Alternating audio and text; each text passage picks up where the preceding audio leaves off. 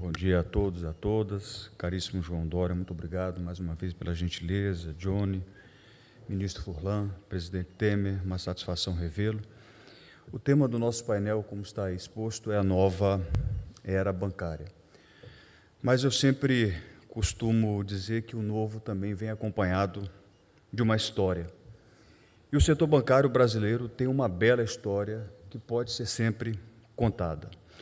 Quando a gente olha para os últimos 30 anos, o setor bancário brasileiro passou por 3 momentos que marcaram o destino dos bancos no Brasil. Me refiro ao Plano Real, 94, a crise financeira global de 2008, que teve como piloto da gestão meu querido amigo Henrique Meirelles, que aqui se encontra, e a pandemia de 2020. Todos esses foram episódios marcantes na trajetória dos bancos brasileiros.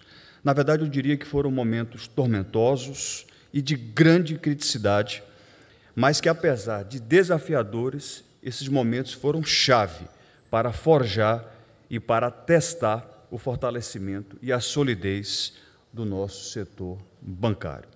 Eu trabalho no setor bancário há 35 anos, tive, portanto, aí o privilégio de poder vivenciar alguns desses momentos, mais uma vez, que eu quero aqui intitulá-los de críticos, mas também transformadores. E a boa notícia é que, em todos eles, os bancos brasileiros foram efetivamente testados, eu diria, no limite do limite, e passaram por uma prova de fogo, mostrando forte resiliência, além, especialmente, da capacidade de ajudar o próprio Brasil a superar essas crises. É claro que não foi fácil, alguns bancos ficaram aí no meio do caminho, mas nós consolidamos uma história bancária que não deve nada ao mundo. O Plano Real, por exemplo, ele não trouxe só estabilidade monetária, não apenas debelou a hiperinflação, mas fez com que o setor bancário passasse por uma forte e profunda transformação. Eu diria, governador Dória, que o Plano Real foi quando a maré baixou e pudemos ver a ineficiência dos bancos que operavam na ciranda financeira antes da estabilidade monetária, meu também querido deputado Elmar Nascimento e senador Everton Rocha.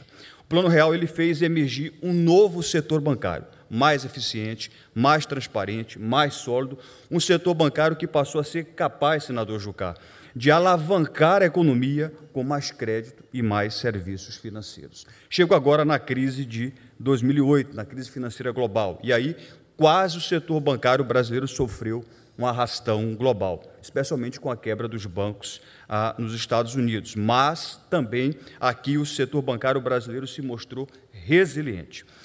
Bom, quero também falar um pouco da pandemia. E aí os bancos brasileiros já estavam com mais musculatura. Musculatura na linguagem bancária significa robustez e níveis adequados e elevados de capital, liquidez, provisão e também rentabilidade. O fato é que, na pandemia, o setor bancário brasileiro fez toda a diferença. Nós injetamos 15 trilhões de reais na economia. Os bancos, portanto, eles funcionaram ao mesmo tempo como um muro de contenção, isso evitou uma maior deterioração da economia, e, de outro lado, os bancos funcionaram como uma alavanca para reimpulsionar a economia naquele momento em que colapsou a atividade econômica. O que eu quero aqui afirmar é que, após passar ileso por 3 crises agudas, o setor bancário brasileiro se preparou para enfrentar choques externos e internos. É algo que a sociedade brasileira deve, sim, se orgulhar perante o resto do mundo. Eu agora entro um pouco mais no tema no painel, embora entendo que já deva também ter incursionado um pouco por ele. O que acontece é que, além de fortes e robustos em toda essa trajetória, eu quero também assegurar que os bancos se mantiveram, esse aqui é um ponto importante, se mantiveram na vanguarda da inovação bancária mundial ao longo dessas décadas. Isso permitiu, a Sandra há pouco mencionava isso, um processo massivo de digitalização e de inclusão financeira. Quando a gente fala em tecnologia e finanças, também dá para afirmar que os bancos brasileiros, deputado Danilo Forte, estão na frente há 3 décadas. Isso vem desde a chegada da internet.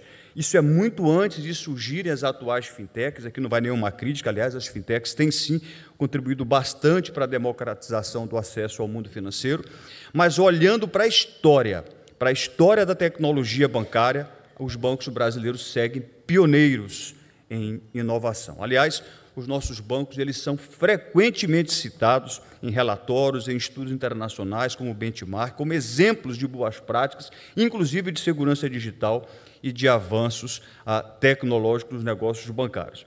Eu quero também mencionar que a indústria bancária brasileira ela investe volumes muito significativos em inovação.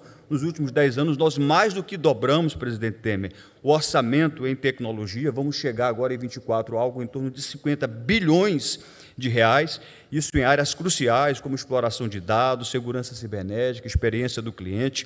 Portanto, falar na nova era bancária, meu caro amigo Paulo Henrique, é afirmar que os bancos brasileiros são globalmente reconhecidos pelos serviços e pelos canais digitais. 80% das operações bancárias no Brasil, elas ocorrem em canais digitais, e 70% no mobile bank. Portanto, nós carregamos no bolso os nossos bancos. A verdade também, vale a pena mencionar, nessa nova era bancária, é que os bancos brasileiros exportam tecnologia. Basta a gente entender e ver o que acontece com o PIX. O PIX, neste ano, deve fechar, governador Dória, algo como 63 bilhões de operações, de transações e de transferências. Isso em quantidade de operações. Em transação financeira, um volume quase próximo a 27 trilhões de reais. Além disso, a gente tem o Open Finance. O Open Finance já tem quase 60 milhões de consentimentos, é uma das principais inovações dessa nova era. O Open Finance faz com que os consumidores eles tenham um controle total dos seus dados financeiros. Eu creio que aqui as instituições vão disputar entre si para atrair e oferecer melhores condições para os clientes. O Open Finance vai acelerar soluções tecnológicas e ferramentas de gestão financeira e de análise de crédito. Quero também destacar o Drex, que é a nossa moeda digital, será um importante marco no mundo dos ativos digitais, pode ampliar o acesso ao crédito. Aqui a gente tem como se fosse uma plataforma que vai integrar contratos inteligentes. Eu acho também que o Drex pode ser um passo importante para internacionalizar o real e para ampliar o comércio exterior. Não dá para deixar de falar da tokenização, em termos de inovação bancária. A tokenização promete também revolucionar a concessão de crédito, as transações financeiras. Também dá para falar e bem da inteligência artificial. Aqui tem um mundo muito grande de possibilidades para análise de dados, para customização dos produtos, para proteção também de dados, ou seja, tem muita coisa boa a caminho e os bancos estarão em todas essas frentes. Eu quero também destacar que os bancos brasileiros não vão abrir mão de nós termos um papel de relevo na transição energética, na economia de baixo carbono, também numa economia mais verde, ou seja, nós vamos saber bem monetizar os ativos ambientais.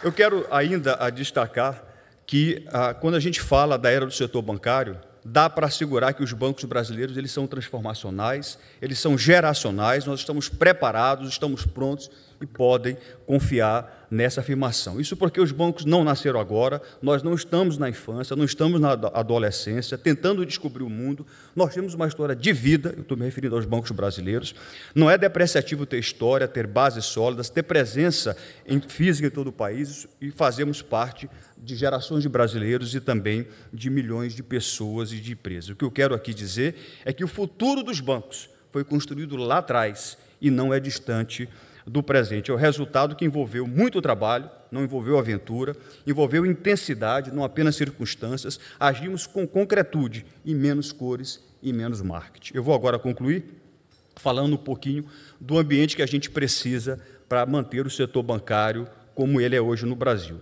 Como em qualquer país, os setores da economia, e aí o setor bancário se insere, nós precisamos de estabilidade macroeconômica, ou seja, inflação baixa, previsível e estável. Isso tem como ponto de partida e como ponto de chegada o equilíbrio das contas públicas. E aí sim, a gente consegue ter um ambiente propício para termos juros mais baixos, para expandirmos o crédito e também os investimentos. Interessante, presidente Temer, que o Brasil vivencia hoje um paradoxo, um dilema que vai precisar ser enfrentado cedo ou mais tarde. A gente tem dados correntes da economia excelentes, dados animadores, PIB, consumo, varejo, serviço, mercado de trabalho, indústria, etc. e tal. Estou me referindo aos dados correntes.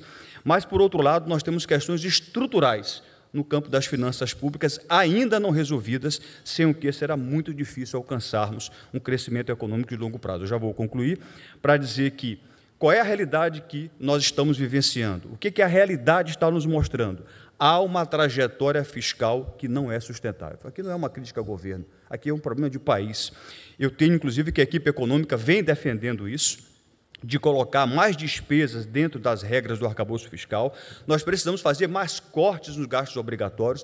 É importante reduzir também as vinculações e as indexações do orçamento público. Se fizermos isso rápido, a resposta vai ser muito positiva, igualmente rápida. Os bancos estarão sempre como catalisadores dos investimentos, mas é preciso um bom ambiente de negócio.